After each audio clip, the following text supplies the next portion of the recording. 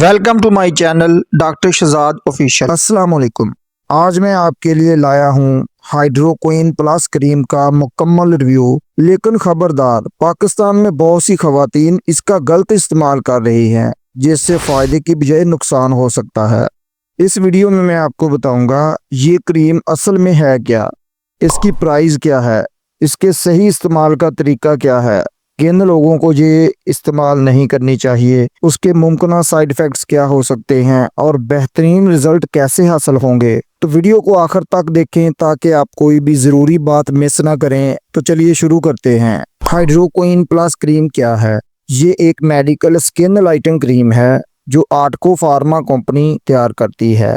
15 gram کی tube میں آتی ہے، اور اس کی قیمت کی بات کر لیں تو 175 روپے میں آپ کو ہر میڈیکل سٹور یا اچھے کریانہ سٹور سے مل سکتی ہے۔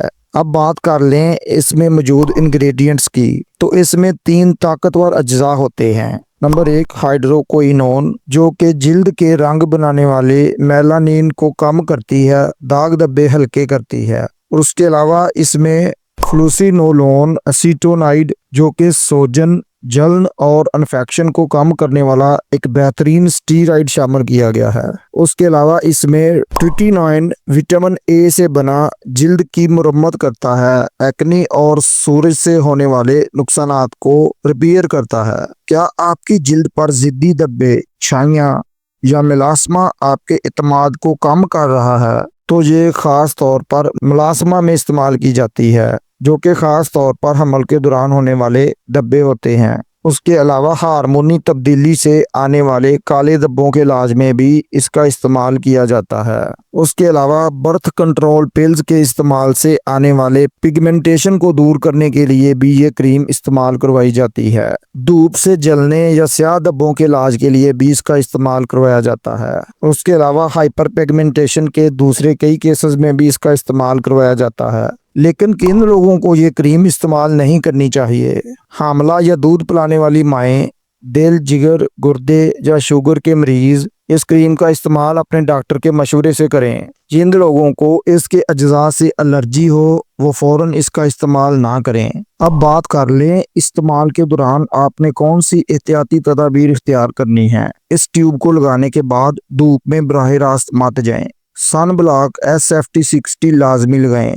دن میں اچھا موئسچرائزر ضرور لگائیں۔ اس کریم کو آنکھوں، منہ یا ناک کے اندر مت لگائیں۔ اب بات کر لیں اس کریم کے سائیڈ ایفیکٹس کی، تو ہلکی سی جلن ہو سکتی ہے یا چوبن ہو سکتی ہے، جلد کا اترنا یعنی پیلنگ کا مسئلہ بن سکتا ہے، خشکی یا لالی کا مسئلہ بن سکتا ہے، شدید الرجی یا سوجن، ایسی صورت میں اس کو آپ نے فوراً بند کر دینا ہے۔ اب بات کر لیں اس کریم کے طریقہ استعمال کی، تو رات کو سونے سے پہلے چہرہ ہلکے صابن سے دھو کر خشک کریں۔ مٹر کے دانے جیسی کریم صرف متاثرہ حصے پر لگائیں، اس کو رگڑنا ہرگز نہیں ہے، صرف ایک سمت میں ہلکے ہاتھ سے لگائیں۔ پہلے دن 10 منٹ بعد دھو لیں، دوسرے دن 20 منٹ اور تیسرے دن 30 منٹ بعد دھو لیں۔ اگر جلن یا لالی نہ ہو تو وقت آہستہ آہستہ بڑھاتے جائیں، یہاں تک کہ 15 دن بعد رات بھر لگا کر چھوڑ سکتے ہیں۔ صبح اٹھ کر اچھی طرح چہرہ دھو لیں۔